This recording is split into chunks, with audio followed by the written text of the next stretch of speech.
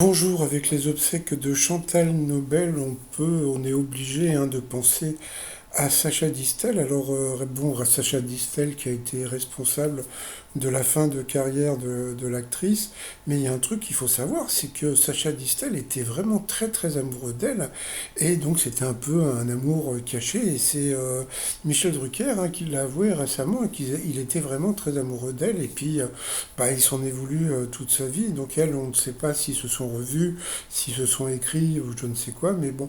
Alors lui, Sacha Distel, il est décédé donc le 22 juillet 2004, il avait 71 ans, des suites d'un cancer du côlon, donc il avait survécu à un cancer de la peau et un cancer de la glande de la thyroïde, et il repose dans la crypte familiale de la propriété de ses beaux-parents au Royal Canadell. Alors voici l'endroit. C'est assez étonnant comme endroit, comme vous pouvez voir. Et donc, bon, bah, vous avez aussi une plaque qui est vraiment très explicite. Et voilà quoi. Alors bon, pour rendre visite ou rendre hommage à Sacha Distel, bah, vous êtes obligé de sonner chez les beaux-parents. Bon, je pense que maintenant, ça doit être les enfants qui doivent y habiter et demander la permission d'aller vous recueillir.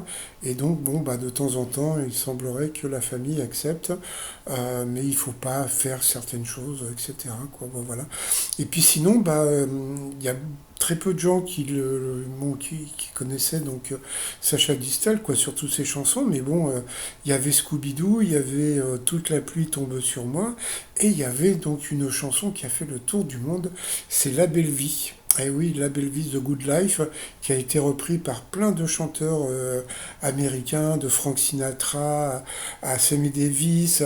Il y a énormément de personnalités. Même Lana Del Rey a repris la chanson. Et donc, bon, bah, et c'est une chanson qui avait été écrite par Sacha Distel et qui avait été traduite par un autre auteur qui s'appelle Jack Riordan. Donc voilà, donc une pensée pour le couple. Et puis donc on ne sait pas si bah, ils se sont reparlés après. Donc à suivre. Bye bye.